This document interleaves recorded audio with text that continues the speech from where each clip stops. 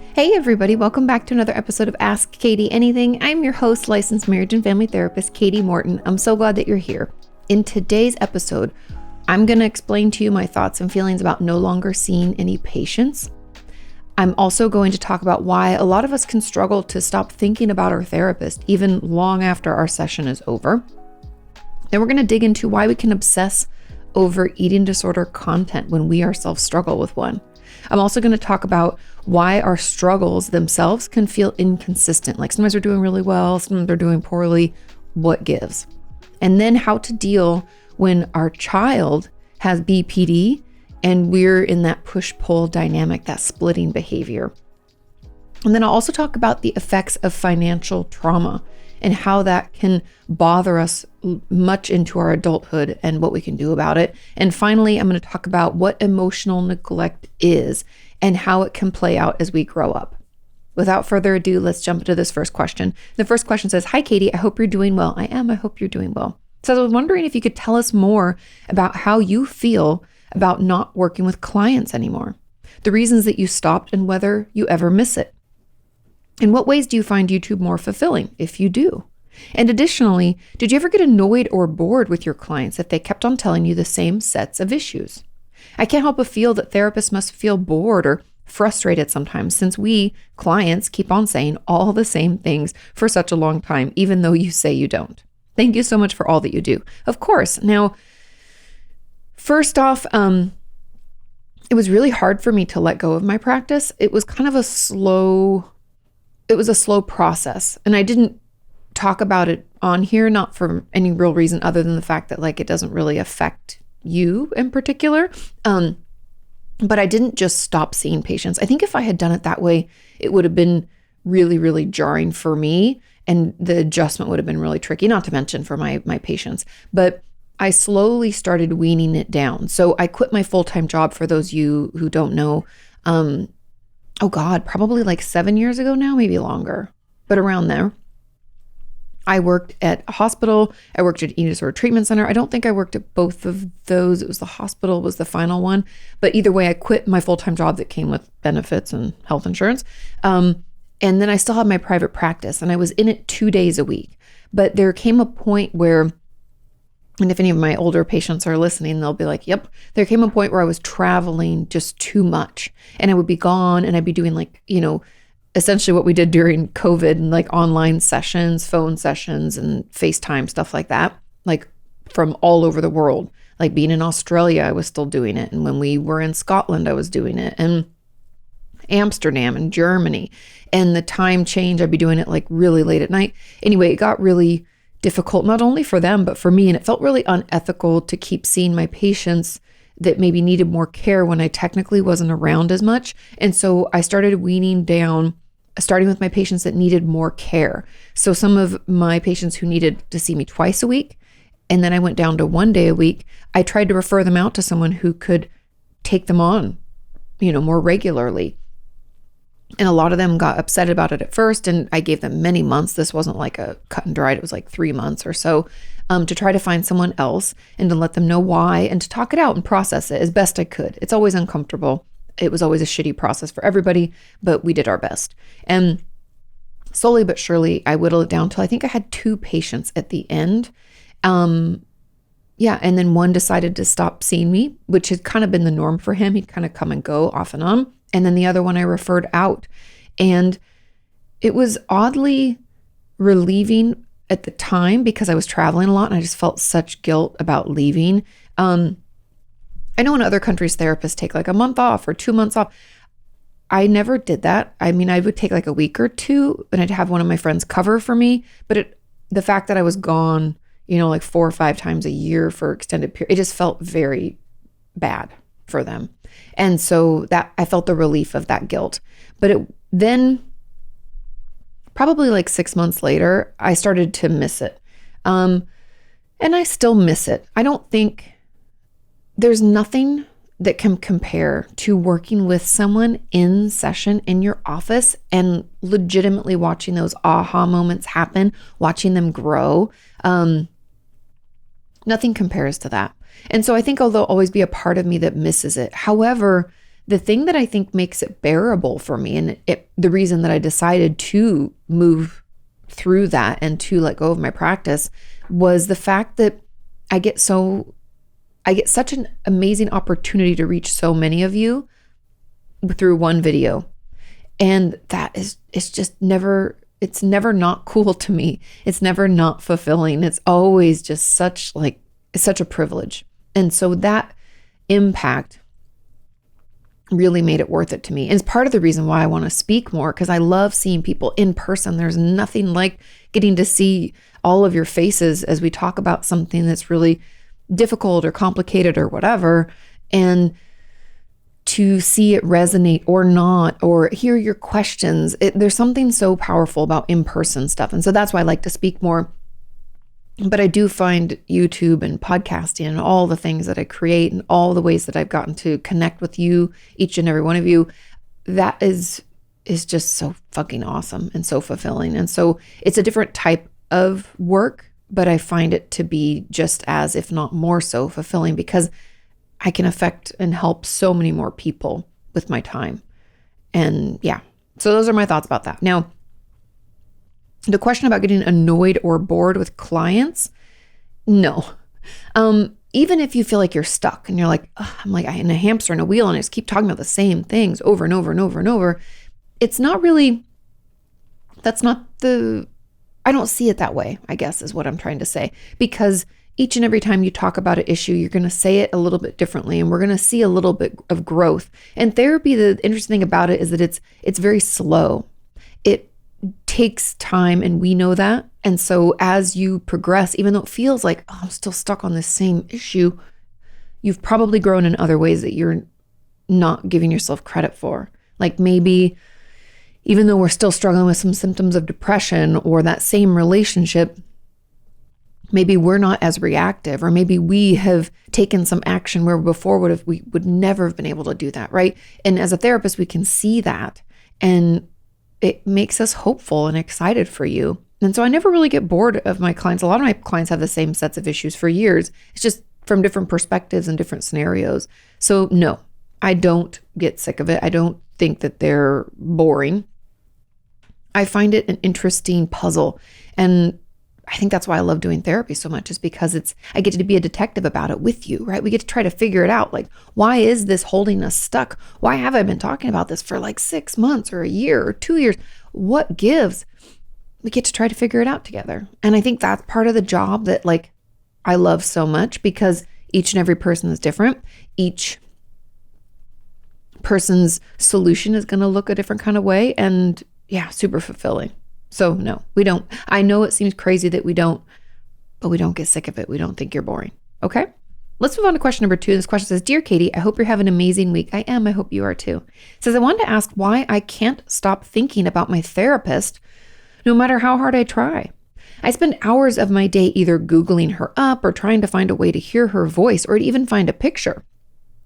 I feel horrible for invading her privacy, but no matter what I do, I can't seem to stop. Even though I find the same things online every time I search her up, I still continue to do it for hours, hoping to find something new. Afterwards, I feel extremely guilty and I can't sleep, and I want to punish myself for being so obsessed. That's interesting. In a non-romantic way. In my mind, she's become one of my voices, and I always imagine scenarios regarding her. If I ever do try to stop thinking about her, then I feel this void and emptiness that makes me want to cry. That is important information. Log that away. We'll get back to that. This habit keeps on getting worse, and it's not allowing me to concentrate or think about anything else.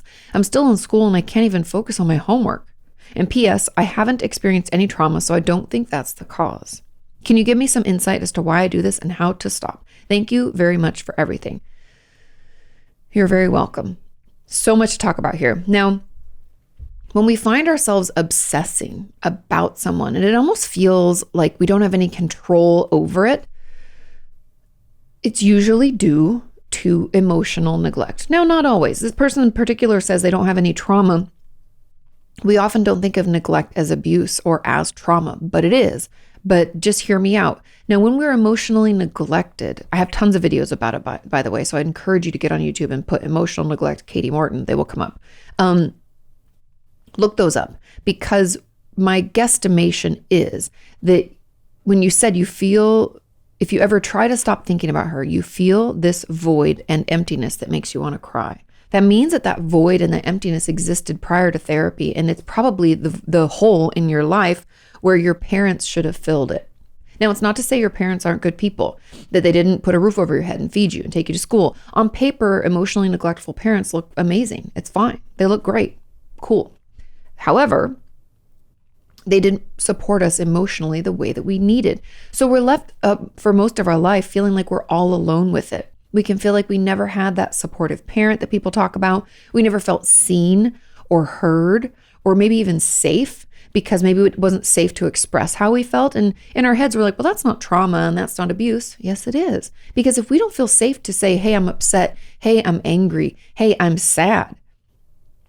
We're afraid that's going to be met with, other people have it worse. I don't know why you're being so dramatic. You're so sensitive, or whatever they might say. That slowly tells us or gives us the belief, it slowly develops this belief that we're not important, that we don't need to be seen or heard, that we're too dramatic, too sensitive, too emotional, too whatever. And we take that with us into our life.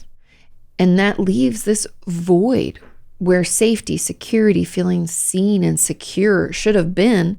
And then we find a therapist who offers us something we didn't even realize we needed. Holy shit. We hit the holy grail of support and connection. They validate us. They're empathic. We feel seen and heard.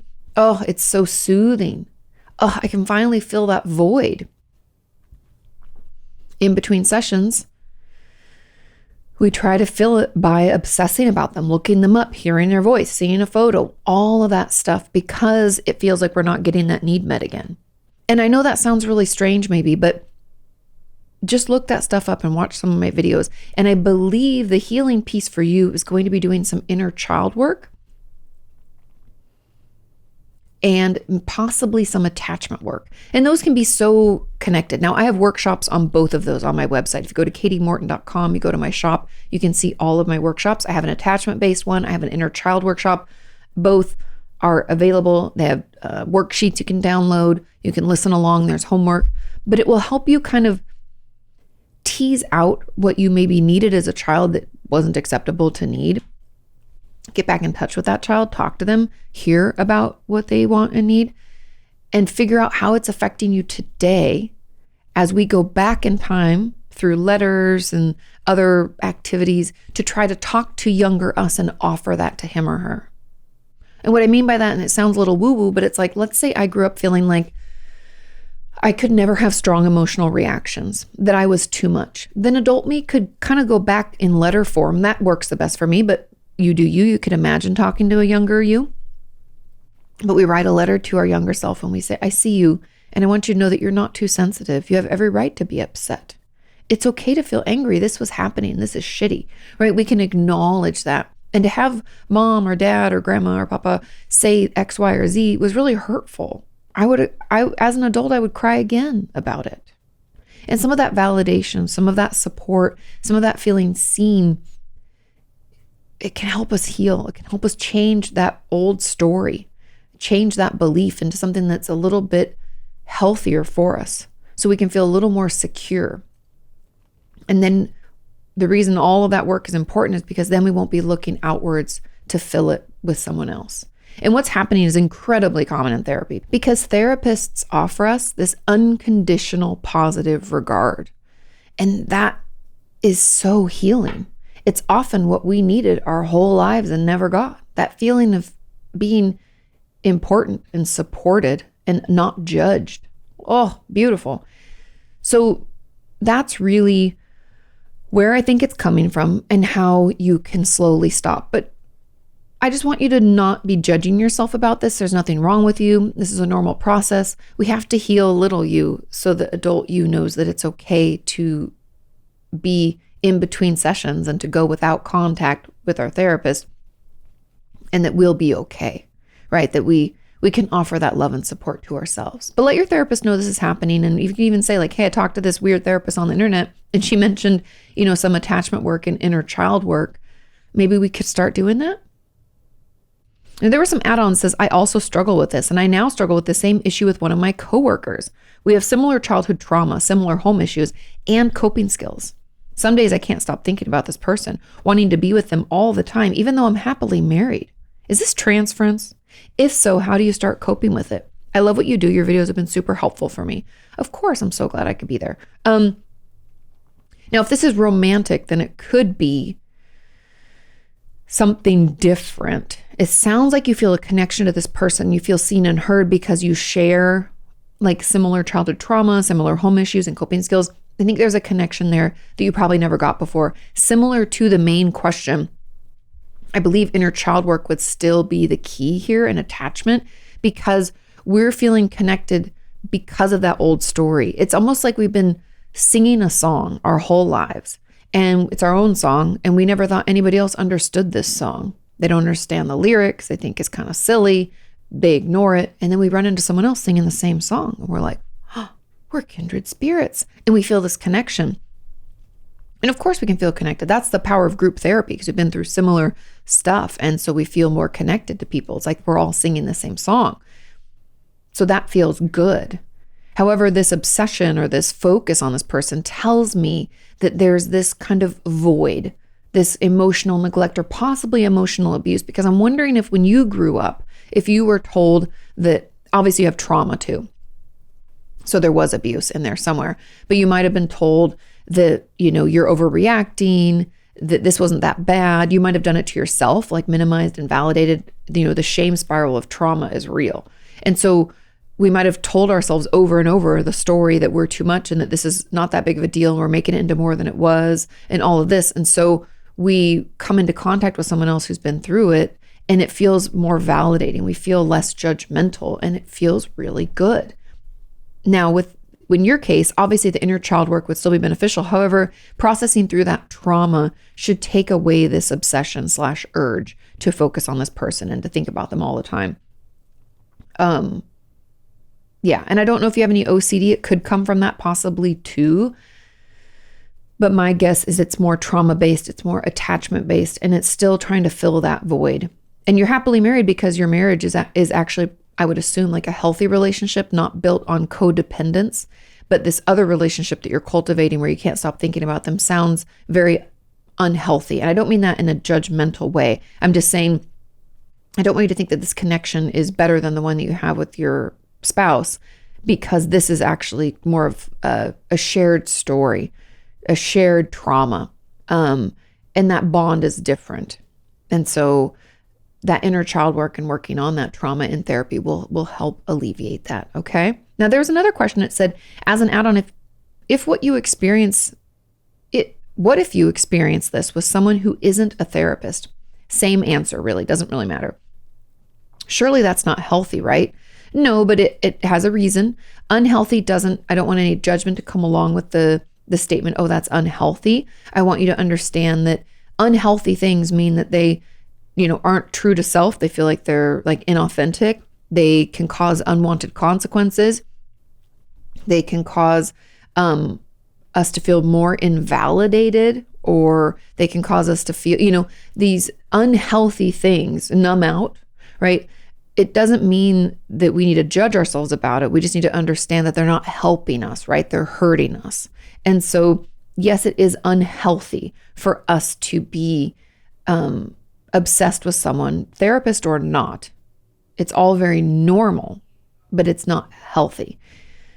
And the person asks, is this a type of limerence? Now, limerence is like an involuntary state of infatuation, or when we're obsessed with another person, and it's kind of like this all-consuming passion and filled with intrusive thoughts. And that's why I mentioned OCD, because it could be a piece of OCD. If you didn't know, a lot of people with OCD come along with these intense, intrusive thoughts. It could be that. It could be limerence. I would argue that if it's not associated with OCD, that this obsession comes from attachment and inner child wounds more often than not. But yes, it definitely could be a form of limerence. Let's move on to question number 3. This question says, hey, Katie, I would love some feedback on why I seem to obsess over eating disorder content. Lately, I've been obsessed with books, movies, and videos about eating disorders. I've gone through several periods like this in the past. The obsession seems to only last like a week each time. I can't seem to focus on anything else, which makes it hard for me to concentrate at work and to talk to my husband about how I'm doing. Because you may ask, I don't think I have an eating disorder. I'm in therapy for anxiety, but I do have a history of disordered eating. I've always struggled with body image, but over the past year, it seems to have gotten worse. I went through periods of a little restriction, but nothing serious, more like traditional dieting, clean eating, exercise obsession, etc. I don't do any of these things anymore, but I still count calories and avoid certain foods. I feel like I made this sound worse than it really is. No, you did not, because I really do not engage in any actual behaviors. It sounds like you do. Hopefully this information helps. So my question is, why do I obsess over eating disorder content? How can I stop? Thanks so much. This is a great question. And it's always interesting how the language that we use to try to minimize our struggles. Now, this person has eating disorder behavior, but they're talking about it like it's not that big of a deal. And I know our society, like, oh, pats you on the back. You're on a diet. Oh, good. You exercise all the time. Oh, good for you. Look at you. So healthy. That's not always the case. It sounds like we have a lot of obsessive thoughts, meaning I would argue, and I don't know if this is true, but I would hypothesize rather, that you're like at least 80, if not 90% of your thoughts are focused on calories, clean eating, exercise, diet stuff, restrictions, all those things. Even though you might not be engaging in it right now, your thoughts are still filled with it. Hence the obsession with eating disorder content. It's almost like instead of you doing it yourself in your regular life, you're focused on watching other people do it. And it's almost like a way of engaging with your eating disorder. You're like, ooh, I'm so into this. I want to focus on this. I want to learn from these people. It's an obsession because the whole goal of any eating disorder behavior is to help us cope. It's a numb out. You might not be actively using the behaviors in your life, but this obsession is another behavior. It's another way to numb out. It's another way to disconnect from what's really going on and how you're really doing. And I don't mean this in any judgmental way. You have some eating disorder struggles. Like you said, you've struggled with it and still count calories and avoid certain foods, which tells me it's still very much alive, but you like stuffed it down. And it's not like you made it sound worse than it really is. It is affecting you. It is affecting your life. It's getting in the way, hence why you asked a question. And you really obsess over this eating disorder content as another way to engage with your eating disorder, as another way to cope, as another way to numb out. It's incredibly common. There's this kind of obsession. And then I used to talk about what used to be called food porn, when my patients who would restrict their intake would then watch a ton of like Food Network or cooking shows as like a way of like watching it. It was obsessive. And it was like food porn because they wouldn't allow themselves this. So they'd watch a lot of it. And again, their brain was filled with most thoughts about food, eating, not eating, restriction, exercise, right? Eating disorder thoughts. And so, yeah, I hope that answers your question. That's really why you're doing it. It's very common. It's incredibly normal. Don't think anything's crazy wrong with you, but we do need to be honest about the fact that we have an eating disorder. It might not have gotten to this extreme place that you think it needs to in order to warrant getting help for it or talking about it. But trust me when I tell you that it needs to be talked about because it's still here and it exists for a reason. And we need to figure out what that reason is. Okay. And that's how you stop, really, is acknowledging the eating disorder, talking about it, working on it. I cannot recommend Eating in the Light of the Moon. It's a book. I can't recommend it enough. It's in my Amazon shop. If you go to amazon.com/shop/Kati Morton, you can find it there. Check it out. It'll really, really, really help. Okay. There's a comment on this as an add-on. Why do we obsess about our diagnosis? I also watched a lot of documentaries and read books. Is it normal to consume a lot of content? I think I might be identifying myself too much with it. I seem to want to collect at least one thing for each diagnosis, but I have this issue in general, like having something that represents each of my hobbies or such, or wanting all of the books by one author, even if I haven't even read any of his books yet. What is that? I mean, usually the obsession or wanting to read about our diagnosis is kind of, I call it part of the process. It's kind of part of our psychoeducation where we learn about what's bothering us and we try to get to know it. I don't think there's anything wrong with that. Obsessing and doing all or nothing, black and white. I would do what's called a differential diagnosis, which is like, oh, it could come from here, here, here, here. And I would try to, with my patients, slowly discern which one we think it is. And the ones that come to my mind, first of all, is obviously an anxiety disorder of any kind. Like this obsessive nature could come from generalized anxiety disorder or OCD, obsessive compulsive disorder. I also wonder, because of this like black and white, all or nothing, I'm like, is there any kind of BPD or borderline personality disorder type stuff going on?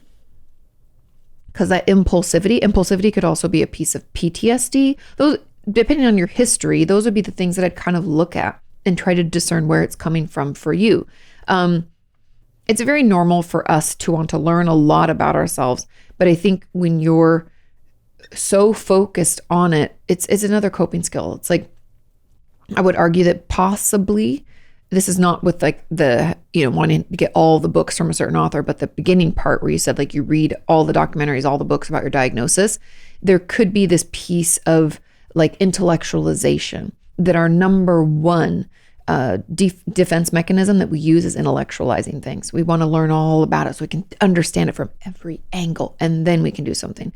And so that might be what's happening too. But those are just some of my thoughts. It could be coming from a lot of different places. I'd talk to your therapist about it, let them know that this is happening, and let's tease it out. Those are just some of my ideas. You know better what's going on with you. Did any of those resonate? Where do we think it's coming from? But more often than not, it's kind of coming from some kind of anxiety/obsessive piece like that OCD. Another add-on said, is it at all normal to romanticize your eating disorder when you reflect on it? And in a way, long for the time that you were still in the throes of the illness. I've reached a healthy place physically after a history with an eating disorder. And while I know I should be happy about my progress, I find myself missing the way that I look, the occupation with all the unhealthy behaviors, and the concern that others had for me when I was at my worst. It seems the farther from that place I get, the more I long for it.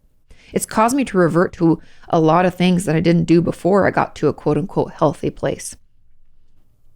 It's caused, am I still placing my identity with my eating disorder? Thank you for all that you do, Katie. Yes and no. What this tells me is that we're grieving the loss of our eating disorder, and there's still some needs we need to pick up on this healthy side. So the need for attention and for people to care for you is not being met. And that's not a bad thing. We all need attention. We all need to feel cared for. We all need to feel seen. And so we're not getting that now. We need to figure out a healthy way to get it. So I challenge you to tell your therapist about this and to come up with some ideas of what might help us feel cared for. Like, for example, could we talk to one of our friends about our struggles in a real way? Do we think they could offer us some empathy and support? That's one way. Maybe we, I don't know, have a party. Our next birthday, let's throw a party and have people show up for us. I know that's like a big thing, but I'm just giving you some ideas, like reaching out and getting support and proving to our brain that people can care for us without us having to be sick. And we can actually ask for that care and support and that not be a bad thing. Everybody needs care and support. Everybody needs to feel seen and heard. And there's some of those needs that haven't been met yet on this other side, as well as that plus of grieving the loss of your eating disorder, because it is part, I think you probably did connect it to your identity and who you are, and we have to grieve that. So give yourself time. No room for judgment here. This is just something that we're struggling with. It's another stage, and we're going to move through it. But we can get those needs met on the healthy side of this, on the other side of our eating disorder. We just have to focus on it and be honest about what's coming up, because this is all part of the process. Give yourself time. And I'm proud of you for coming as far as you have. Another person says, I do the same thing with self-harm. I consume or research TV and am moved with the self-harm scenes or themes or characters who self-harm.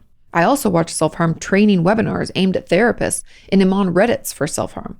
What are your thoughts on this too? Again, It's a part of it. It's another way to numb out. It's another thing to focus on. And I think if we're not engaging in the behavior, that's the way that we're engaging in it. And so it's very, very common. This means that we're still in the throes of our self-injury, that we're still struggling with it. We don't know how else to cope with what's coming up for us. Maybe we don't have any coping skills, but I'd encourage you to reach out to a therapist and to find a way to start talking through the things that you want to numb out from. Because when we self-injure, when we use our eating disorder, it's because to sit with our feelings is so fucking uncomfortable. To admit that what's happening in the scenarios or situations we're going through makes us want to crawl out of our skin.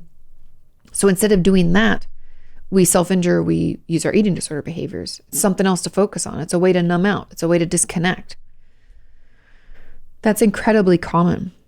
However, it's not what we want to keep doing. It's not healthy. It doesn't actually help us move through anything. It kind of keeps us frozen in this numbed out freeze state, right? And so that's why you're focusing on it, is because you're really active with it. So we have to find other ways to cope. We have to understand what purpose is our self-harm serving? What are we numbing out from? Is sadness a trigger? Is joy a trigger? Is it trauma triggers? Is it the fact that we have, some impulsive thoughts? Maybe we have some BPD tendencies, and the only way we know how to feel anything is to self-injure. Be curious about this, not judgmental. Try to understand it, and then we can try other coping skills in place of it. It's not going to feel as good, but hang with me. We can start to feel the feelings, as terrible as they seem at the beginning, but it will move through us. And then the urge to utilize this type of behavior will go down slowly but surely. Okay. Final add-on says, why do we have a lack of awareness when our eating disorder is the one speaking rather than our own voice? Because we might not even remember what our own voice sounds like. Our eating disorder is often way more abrasive, way more sure of itself, way more assertive than our voice. And our eating disorder is protective, right? It helps us deal with stuff, but by not dealing with it. But we think it helps. And so that's why we struggle with the awareness, because we're like, oh, this one feels good. And but this one seems like it's going to actually help me. We might not even know what we would want if our eating disorder didn't tell us, But be patient with yourself as you discover who you are. Often we hide away in these coping skills because it feels unsafe to be ourselves. This is often born out of trauma when we were growing up. And if it feels unsafe to be ourselves, then we never got to know him or her. So give yourself a chance. Slowly start trying to tease out, is it the eating disorder voice? Is it my voice? It might take you a minute. You might have to do it after the fact when you journal. I'm here to tell you that if your thoughts have anything to do with diet, exercise, eating, not eating, hiding food, hoarding food, buying food, if those hang around for a long time in your head, those are eating disorder thoughts. If there's a lot of thoughts about but if you were just skinnier, if you just looked this way, if you just stopped doing that, you're so stupid, fat, lazy, those tend to be eating disorder thoughts. You're not sick enough for help, eating disorder thought. So those are just a few to get you started. But listen and keep, slowly kind of keep track. It takes time, but you'll start to be able to tell which voice is which. Okay, moving on to question number 4. It says, hi, Katie, happy Thursday. Happy Thursday. It says, why do I feel like my struggles are never consistent? I feel like one week I'm struggling a lot with my eating disorder. Another week I can't stop thinking and getting urges to self-harm and then feeling guilty for always doing it. And then a different week I have breakdowns, panic attacks, and crying spells due to some traumatic things that happened not so long ago. Nothing makes sense or feels real. I'm scared that I might be making things up or that there's something wrong with me. For context, I started therapy about 2 months ago. However, a few sessions in, I started to notice that every time I try to double down and focus on one problem, a couple of weeks later, something else takes over me and it's all I can think about. That always results in our sessions feeling like they're starting a new conversation about a new issue almost every week. And it makes me feel like I'm not making any progress or digging into some things when I should be. Why do the things I wrestle with change so drastically week by week? Thank you so much, Katie. Your podcasts are often the highlight of my week. Aw, it makes me feel good. Okay. These are both coping skills. And when you try to take one away and focus on it, the other one pops up. Pew! It's almost like if, I don't even know how to, I guess there's no good analogy in my brain right now, but our coping skills often teeter-totter because, teeter-totter meaning eating disorder, self-injury. This is a very common teeter-totter too. The self-injury gets worse, eating disorder goes down. Self-injury gets better, eating disorder goes up. So the behaviors that are at their worst often are like going the opposite direction of the other. And the reason for this is that there are ways to cope. That's what we use. When we feel bad, those are the ones that we use. And so if we take one away, the other one's going to flare up and vice versa. And the only way to get out of this type of teeter-totter, annoying kind of pattern is to come up with some other ways to cope. Now, are they going to be as great as our self-injury or our eating disorder? No. But it'll take about 5 to 1. I know that sucks. I hate that answer, but it's the truth. So come up with some coping skills. I have a video on YouTube. Go look up 25 coping skills, Kati Morton. The video will pop up. And that should help you come up with some ideas of things to try. Now, when it comes to self-injury and eating disorders, I always have to throw in one process-based coping skill, and that is the impulse log. I have it in my book, Traumatized. I think it's on page like 93, 91, somewhere around there. I have the impulse log. Also, you can go to selfinjury.com, I believe it is. Let me pull it up really quick so that I make sure I'm giving you the right link. Yes, selfinjury.com, and you go to resources, and then you go to the impulse control log. It's not the best description, but it gives you an idea of how to use it. And essentially what we're doing is we're trying to better understand what our impulse is telling us, meaning our impulse to self-injure, our impulse to use eating disorder behaviors is probably predicated on the fact that we are struggling with some kind of emotional experience. I had a flashback. I want to self-injure. I'm feeling really sad today. I want to binge eat or restrict or whatever. We have to kind of acknowledge the emotional connection and being able to find other ways to cope. An impulse log being a great coping skill. We can also distract, walk our dog, clean our house, watch a favorite TV show, play a favorite video game. If we mix in some distraction-based coping skills with some process-based coping skills, we can usually get ourselves out of this teeter-totter. But it's incredibly common, and it's because those are the ways that we deal with life. And when life happens, which it does every day, if we're trying to suppress one, the other one's going to come to our aid. Okay? Hang in there, try out some coping skills and see which ones work for you. Okay, moving on to question number 5. This question says, "Hey, Kati, this is a difficult question to ask. Almost 5 years ago, our young adult son moved out of our home, leaving only a note that said 'moved' on it. He cut off all communication with his dad and me and has very little with his older sister. A year prior to him leaving, he was diagnosed with BPD after self-admitting himself to a mental health facility. When he came home, we had a roller coaster year with him, especially me. I'm struggling badly with the idea of never seeing him again, and am filled with shame and guilt. I don't want this last several chapters of my life to be like this. I am now agoraphobic, lonely, and so depressed. I need the joy back in my life. Who knows, perhaps by writing this comment, I will find my joy. Thanks. I'm so sorry you're going through this. My best advice is to get into therapy immediately.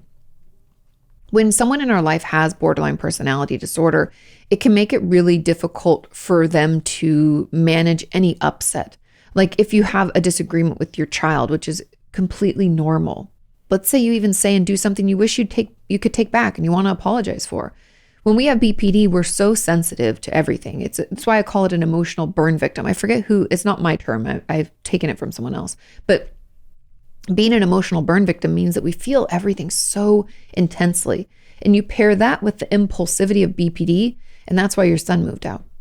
I'd assume something happened. He felt very wounded and had to leave. Now, he obviously needs to get help. He should be in treatment, whether that means in a facility or, getting therapy and group therapy. I love, DBT or dialectical behavior therapy for that, but we can't force him. If he's an adult and he's over 18, he has to make that decision for himself. We can encourage it, but we can't change him at all. All we can do is change ourselves. And so what I really, really encourage you to do is to get some support. If you're in the LA area, there is a group actually, I don't think it's for parents. I think it's for children of those with BPD. Yeah. Bummer. I was just thinking, I'm like, oh my God, one of my favorite psychiatrists runs that group. But you could look for a group of parents, who have children with BPD, could ask around, get into your own therapy, please, please, please, to get some support, because the agoraphobia and the depression which means you can have anxiety and depression. We need to get help from that. We might need to see a psychiatrist and get on some medication. But again, we cannot control our child. I know it's really hard. I find, now I don't have children, so I don't pretend to know, but I find the most difficult piece for a lot of my patients who are parents is to understand and accept the fact that we can't control our children.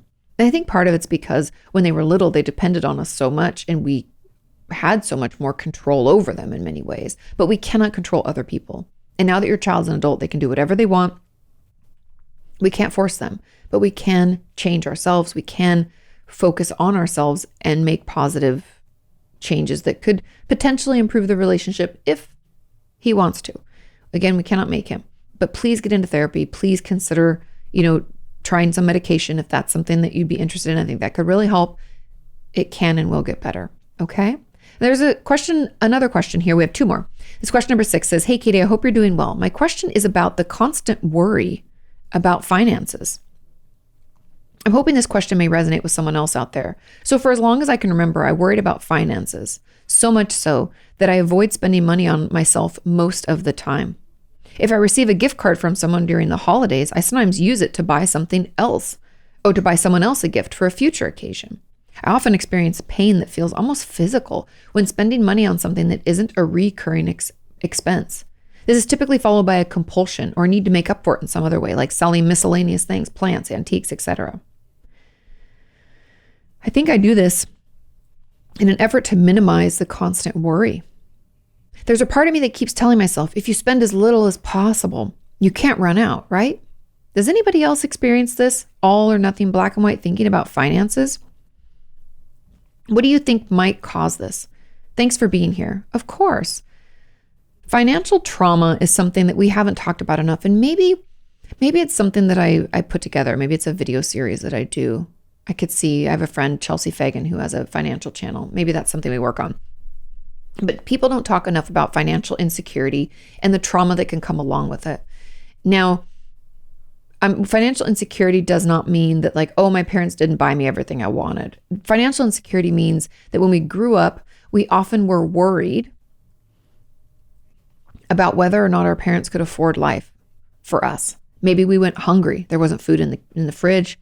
There was no way for us to eat. Even my friend Hannah Hart, an old YouTuber, I don't know if she even still creates on here, but she had talked to me years and years and years ago about the fact that she grew up like that, where there wasn't any food in the house. She wrote it in her book, Buffering, about how she would often at school, people would say, "Oh, I don't want this." She'd be like, "I'll eat it." Or they would dare her to eat this stuff. And it was like a peanut butter sandwich with ham in it. And they'd put all this stuff in it. And she'd be like, "I just ate it because I didn't have lunch." Right? And that's insecurity, food insecurity, financial insecurity. If your power or water got turned off, there's a beautiful book, probably too triggering. So don't read it if you don't feel good about it, but it's called is it the Glass House or the Glass Castle? It's essentially about that. They're very financially insecure. If you got eviction notices or had to move around a lot, or if you had people calling all the time, like creditors. Actually, I had a friend in grad school whose mom had taken out credit cards in her name because the mom was so struggling so much and was a shopping addict. But she'd get creditors calling her constantly. All of that is very traumatic. Remember, trauma occurs when we worry about the safety or life of ourselves or someone else. And I don't know what's scarier than thinking that we have to live on the street. That's a trauma. That's terrifying, right? That's not safe. Not be able to pay bills and have bankruptcy or feel like our lights are turned off, our power is turned off. We can't feed ourselves. That's very terrifying. So I just want to give that the space so that we can all acknowledge that financial insecurity is very traumatizing. I can even speak personally. When Sean and I were super broke, I would lay awake at night just stressing and so anxious. I would sweat. I'd feel my heart racing. It was just so overwhelming. And that fear, that was not a trauma for me. I mean, I don't want to minimize my own experience, but I knew that I could, I guess, move back with my mom. Sean and I could do that, right? But it was very overwhelming and all consuming. And so that's why it's hard for you to let go. Sean and I even joke that we don't forget. It's like, never forget. Like, I won't forget what it's like to be broke, you know? And that's why it's hard for us to spend money on certain things too. So I totally feel you there. Healing from that is going to take some time. And I think there's a couple of pieces here, a couple words of advice. Number one, therapy.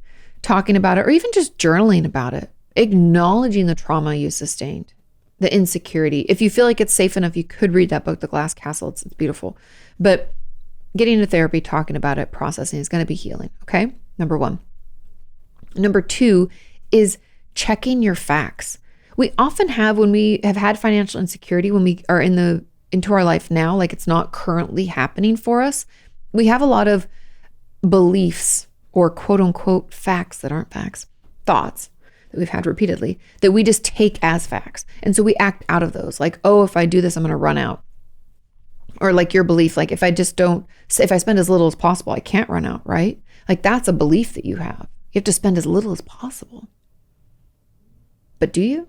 Let's check your facts, right? You might have a ton saved. I had a patient who struggled with this and she had so much money saved. She was like 26 years old and she had like $28,000 in savings and she still was super, super stressed about finances. And so it might not even be the money part, even though it feels like it is. It's the anxiety of not having enough. We might hoard other things. I don't know. I'm just throwing some ideas out there, but let's check our facts on it. See somebody and talk about it, process that trauma. And then another key trick, and I think cognitive behavioral therapy could be really beneficial for you when it comes to this, but also some trauma work couldn't hurt either. But another key piece is playing it out.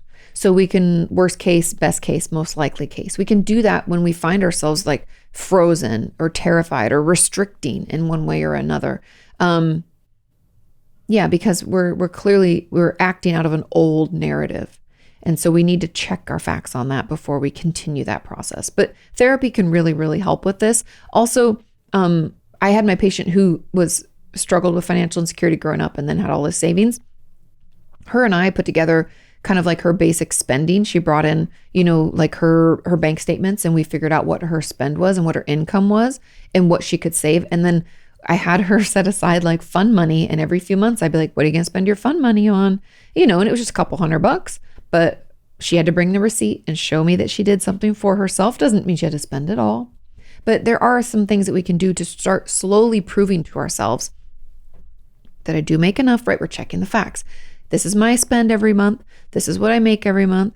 This is the extra that I have. This went into my savings, right? We can do all of that to slowly assuage those fears because it comes from a place. I don't want to negate the fact that you had been broke before and you were financially insecure. But that doesn't mean that this is the reality today, and we have to challenge that. But be patient with yourself. I know how it feels, and it can be really stressful, okay? Final question number 7 says, Katie, is it emotional neglect if your parents never played with you as a child? Yes. And didn't tell you how to use feminine hygiene products when you got your period and don't share anything about themselves? Yes, yes, yes, yes.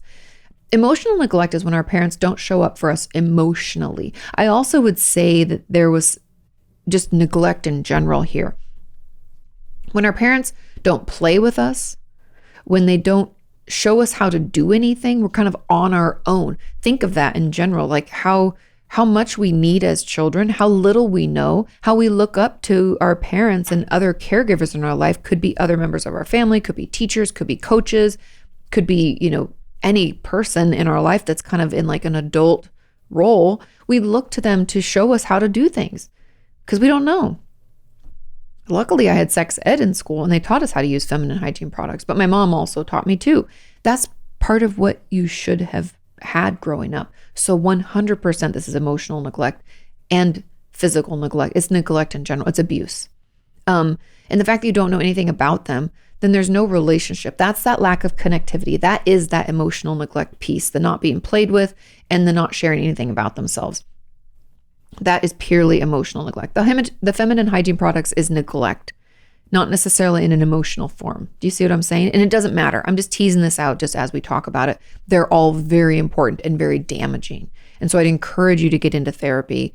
I have my inner child workshop could be beneficial. There's a book, The Emotionally Absent Mother, beautiful book. There's also An Unavailable Father. Both those books are in my Amazon shop. So you can go to amazon.com/shop/Kati Morton. You can find them.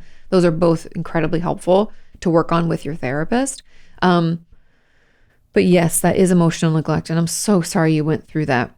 We're supposed to have support, and people teach us and guide us along on the way and allow us to feel safe and seen and heard. There's a bunch of research. I'm just putting together a video about this, about feeling invisible and the toll that can take on us. And it's attached to this. And the fact that if our parents don't see us clearly and honestly and tell us about that, we can't see ourselves clearly and honestly.